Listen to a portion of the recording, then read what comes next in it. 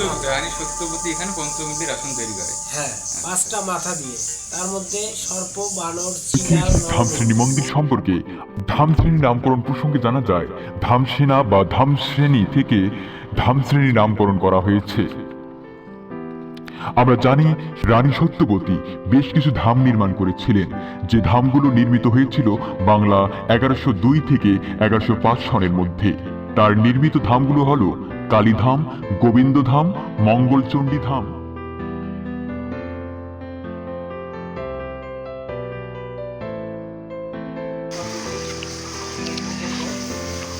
এটা হচ্ছে তুলসী বেদী। এখানে তুলসী মায়ের আরাধনা হয় এবং মূল মন্দির হচ্ছে এইটা, শ্রী শ্রী কালী সিদ্ধেশ্বরী মন্দির। এটা হচ্ছে অনেক পুরনো মন্দির, এটা মা কালীর মন্দির।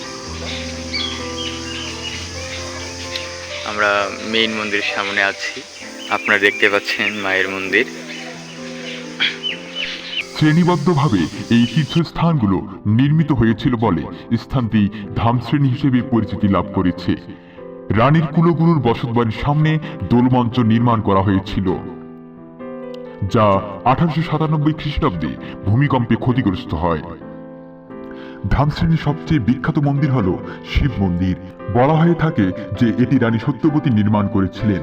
এই মতের সম্পূর্ণ বিপক্ষে আরও একটি ঐতিহাসিক তথ্য তুলে ধরেছেন বরেন্দ্র অঞ্চলের ইতিহাসের পণ্ডিত সমর পাল। তিনি তার বরেন্দ্র ভূমির সাহিত্য প্রাচীন যুগ গ্রন্থে বলেছেন, এই শিব মন্দির নির্মাণ বিষয়ে অনেকেই রানী সত্যবতীর নাম করলেও তা ভুল। ইতিহাসবিদ ডক্টর মনিরুজ্জামানের মতে এই শিব মন্দিরটি নির্মাণ করেছিলেন কোচবিহারের ষষ্ঠ রাজা মহারাজা প্রাণনারায়ণ রায়।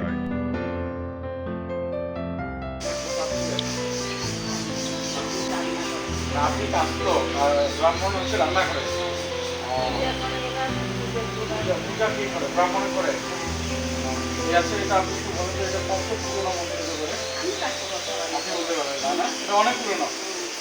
ওখানে লেখা আছে, শিব মন্দিরের ওখানে লেখা আছে এটা কত সালে ইয়ে হচ্ছে না। তাহলে আপনাকে এখানে কি ব্রাহ্মণ দেয়? এটা কি ভোগ হয় না? এখানে মায়ের রান্না হয়, হ্যাঁ, ব্রাহ্মণেরা রান্না করে। কয়গুলো রান্না হয়? একবেলা রান্না হয়। কখন? সকালে।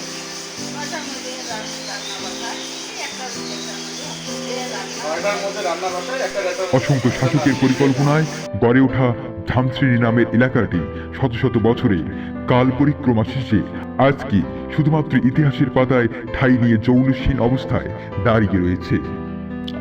ইতিহাসবিদ মন্টগোমারি আরও বলেন, এটি নির্মিত হয়েছে 1555 সন মোতাবেক 1633 খ্রিস্টাব্দ। যদিও মন্দিরের ব্যানারে লেখা আছে এটি 1752 সালে নির্মিত হয়েছে। মন্দিরের কুলপুরোহিতেরা মনে করেন এই সালটি অর্থাৎ 1752 সাল ভুল লেখা হয়েছে মন্দিরের ব্যানারে। ঐতিহাসিক ধামশ্রেণী মন্দিরে প্রতি বছর বৈশাখ মাস জুড়ে অনুষ্ঠিত হয় শ্রী শ্রী কালী সিদ্ধেশ্বরী মেলা বা ঠাকুরবাড়ি মেলা। এটি প্রতি শনি ও মঙ্গলবার অনুষ্ঠিত হয়ে থাকে। বলা চলে মাসে 8টি বা 9টি মেলা হয়। এই মেলায় প্রচুর দর্শনার্থী দূর দূরান্ত থেকে আসেন।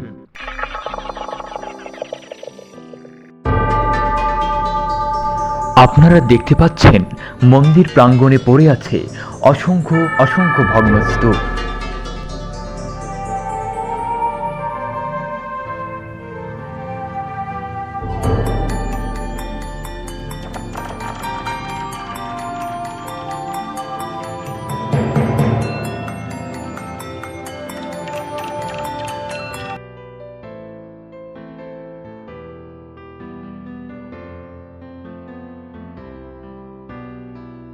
এটি হচ্ছে মঙ্গলচণ্ডী মন্দির। এই মন্দিরে রানী সত্যবতী পঞ্চমুণ্ডির আসনে বসে সাধনায় সিদ্ধি লাভ করেছিলেন। তখন থেকে এখানে প্রতি বৈশাখ মাসে শনি ও মঙ্গলবার মেলা হয়ে থাকে।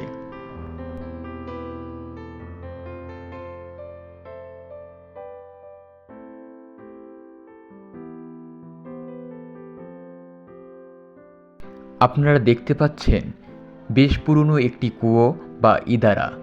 এটি মন্দির সংলগ্ন ভোগঘরের নিকটে অবস্থিত।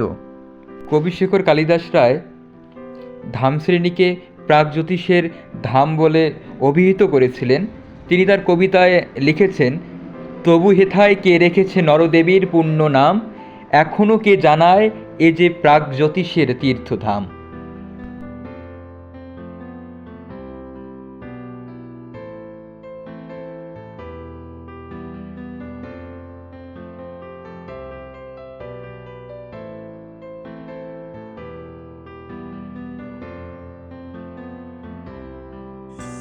এই মন্দিরে যিনি পূজারী, ওনার সঙ্গে সাক্ষাৎ হলো, আমার খুব ভালো লাগতেছে। এখানে কি আপনি নিয়মিত পূজা করতেছেন? নিয়মিত। আচ্ছা, আপনার নাম জানি কি? আমার নাম উজ্জ্বল কুমার ভট্টাচার্য। উজ্জ্বল কুমার ভট্টাচার্য। দাদার সঙ্গে আমাদের দেখা হলো, খুব ভালো লাগতেছে। এখানে নিয়মিত পূজা হয়? হ্যাঁ, নিয়মিত। কয়টা থেকে কয়টা পর্যন্ত? 365 দিনেই পূজা হয় আচ্ছা, এবং এখানে অন্নভোগও হয় অন্নভোগ প্রত্যেক দিন? প্রতিদিন। আচ্ছা, অন্নভোগ হবে। এখানে কেউ আসলে কি তিনি প্রসাদ হ্যাঁ পাবেন? হ্যাঁ, প্রসাদ পাবে এনি টাইম। এনি টাইম না? আচ্ছা, এখানে মায়ের মন্দিরে তিনবেলা পূজা হয়? তিনবেলায় পূজা হয়। এখানে সকাল 8টায় আসি আমরা। আচ্ছা, ভোগ কখন হয়? ভোগ হইতে হইতে 1টা বাজে। একটা। একটা একটা পরে কেউ যদি আসে সে প্রসাদ পরে পাবে? কেউ সেও প্রসাদ পাবে। প্রসাদ পাবে। আচ্ছা, আপনি এখানে নিয়মিত পূজা আমি করতেছেন এখানে নিয়মিত আছি। এবং আপনি নিয়মিত থাকেন এখানে? আমরা এখানেই আছি, আমাদের বাসায় এখানে। আচ্ছা, দাদার সঙ্গে উজ্জ্বল চন্দ্র ভট্টাচার্য দাদা, ওর সঙ্গে দেখা হলো। হচ্ছে শ্রী শ্রী, এটা কি মঙ্গলচণ্ডী মন্দির। মঙ্গলচণ্ডী মন্দির। এটা আদি মন্দির বলে। এই মন্দিরটা সম্পর্কে মানে যদি কিছু বলতেন, এই মন্দিরটা কতটুকু জানেন? সম্পর্কে এখানে এই রানী সত্যবতী নামে একজন ছিল। এই রানী সত্যবতী এখানে পঞ্চমুণ্ডী আসন তৈরি করেন এই মঙ্গলচণ্ডীতে।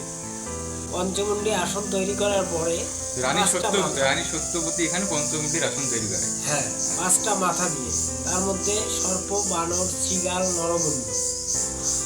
আচ্ছা আচ্ছা, এই 5টা মাথার উপর বসে ইনি সাধনায় সিদ্ধি লাভ করার পর 7 দিন 7 রাত হ্যাঁ, সাধনা করে। আচ্ছা। সাধনায় সিদ্ধি লাভ হওয়ার পরে এটার নামকরণ হয় সিদ্ধেশ্বরী। এই এই মেলাটা বা এই মন্দিরটার এই নাম মন্দিরটার সিদ্ধেশ্বরী? নামই হচ্ছে সিদ্ধেশ্বরী। আচ্ছা, এখানে এটা হচ্ছে নবাব আলিবুদ্দি খান, তারও অনেক আগে এটা এই মন্দিরটা। এটা দেওয়া আছে 1752 খ্রিস্টাব্দে, কিন্তু সালটা পুঙ্খানুপুঙ্খভাবে নয়। আচ্ছা, মানে এটা সালটা আরো অনেক আগের হবে। আচ্ছা, এটা আনুমানিক একটা ধরা আছে, 1752 খ্রিস্টাব্দে। ইতিহাসবিদেরা মনে করে যে এই মন্দির মন্দিরটা 1633 সালে আর কি হ্যাঁ, প্রতিষ্ঠা এটা হয়েছে। বহু পুরানা, বহু পুরানা। এটা প্রায় ইয়ে আছে। 500-600 বছর আগে মন্দির। এটা 500-600 বছর আগে 500-600 বছর পুরনো অনেক মন্দির এটা। বহু আগে, হ্যাঁ, বহু আগে। আচ্ছা এগুলো সব পুরাতন। আচ্ছা, এই যে আমরা দেখাচ্ছি পুরাতন মন্দির, এটা হচ্ছে 500 বছরের আগে মন্দির এটা নির্মাণ করা। এটি কুড়িগ্রাম জেলার উলিপুর উপজেলার ধামশ্রেণী ইউনিয়নে অবস্থিত।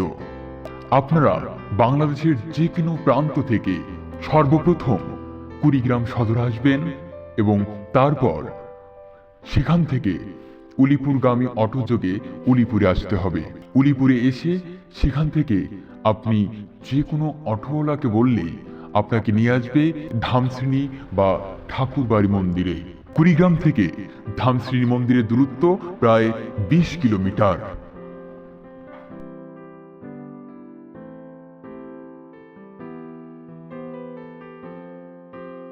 তারা মনে করেন তার থেকেও এটি অনেক অনেক বছরের পুরনো মন্দির।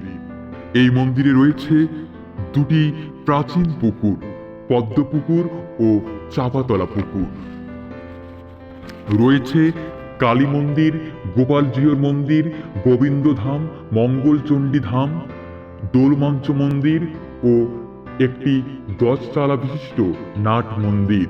রয়েছে ভোগঘর এবং রয়েছে বিশাল এক খেলার মাঠ।